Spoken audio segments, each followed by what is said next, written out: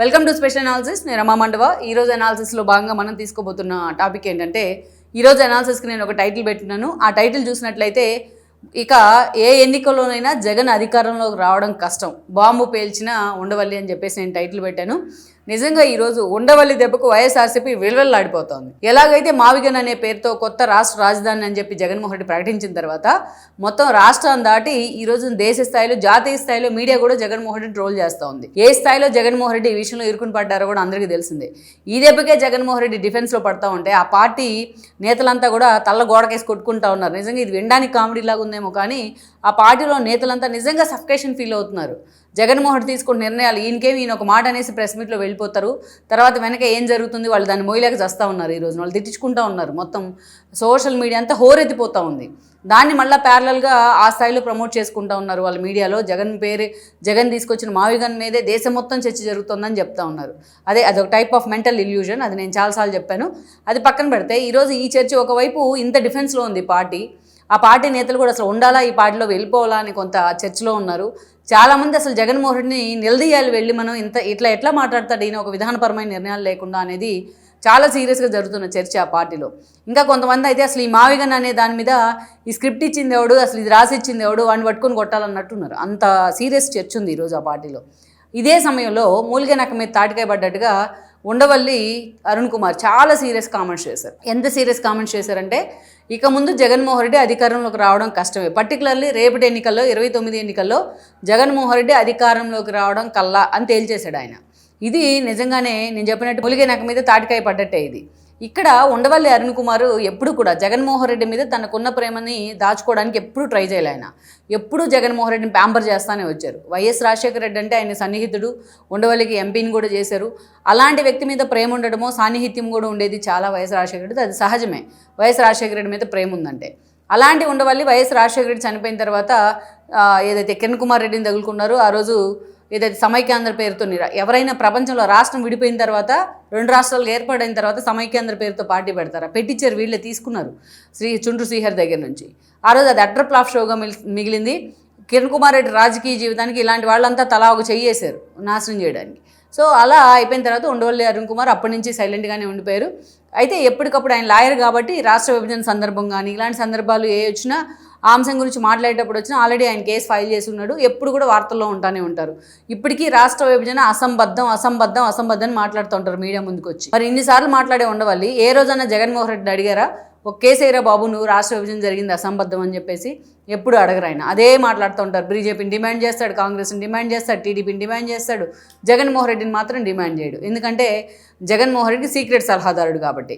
అయితే అలాంటి ఉండవల్ని యాక్చువల్గా అయితే పార్టీలోకి తీసుకోవాలి జగన్మోహన్ రెడ్డి, కానీ తీసుకోవాలి జగన్మోహన్ రెడ్డి.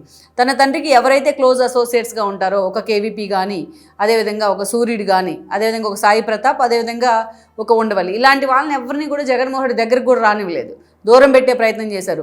దూరంగా ఉంటేనే వీళ్ళ ప్రేమ ఈ స్థాయిలో ఉంటుంది, ఇంకా దగ్గరికి తీసుకుంటే ఏ స్థాయిలో ఉండుండేదో మరి.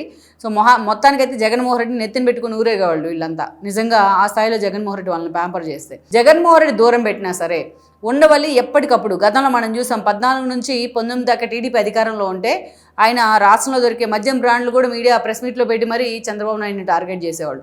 ప్రత్యేక హోదా మీద టార్గెట్ చేసేవాళ్ళు. చంద్రబాబు నాయుడు బీజేపీ బాండింగ్ని టార్గెట్ చేసేవాళ్ళు. ఇలా ప్రతి నిత్యం ఏదో ఒక ఇష్యూలో, ఒకవైపు రమణ దీక్షితులు, ఒకవైపు విజయసాయిరెడ్డి, ఒకవైపు ఉండవల్లి అరుణ్ కుమార్, ఇలా చాలా దారుణంగా చంద్రబాబు నాయుడిని, ఆయన ప్రభుత్వాన్ని, ఒకవైపు ఐవీఆర్, ఇలా దొరికిన కడల్లా చంద్రబాబు నాయుడిని టార్గెట్ చేస్తూ ఉండేవాళ్ళు. అక్కడి నుంచి మనం చూసాం.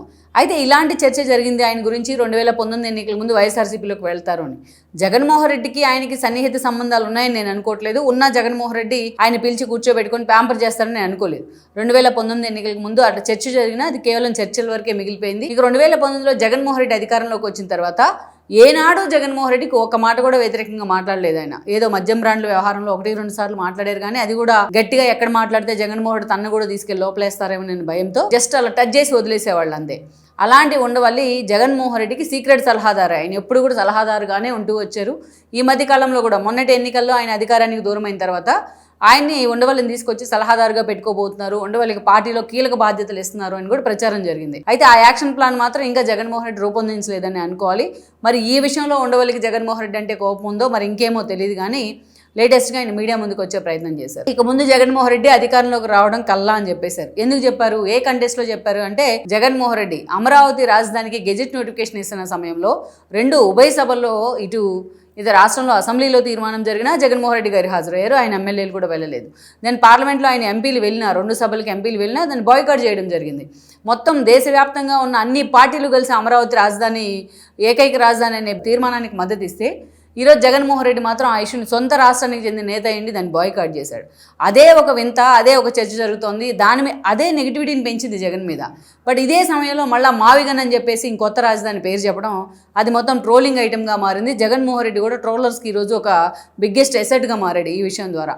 అందుకే ఈ అంశాన్ని జగన్మోహన్ రెడ్డి ముందు వెనుక ఆలోచించకుండా, ఇలాంటి విచక్షణ లేకుండా ఇలాంటి వాటిని నిర్ణయించడం, దాన్ని పార్టీ నేతల మీద రుద్దే ప్రయత్నం చేయడం, వాళ్ళు జగన్మోహన్ రెడ్డికి తప్ప ఆప్షన్ లేని పరిస్థితుల్లో వాళ్ళు ఏదో ఒకటి మాట్లాడి మీడియా ముందు ఇరుక్కోవడం.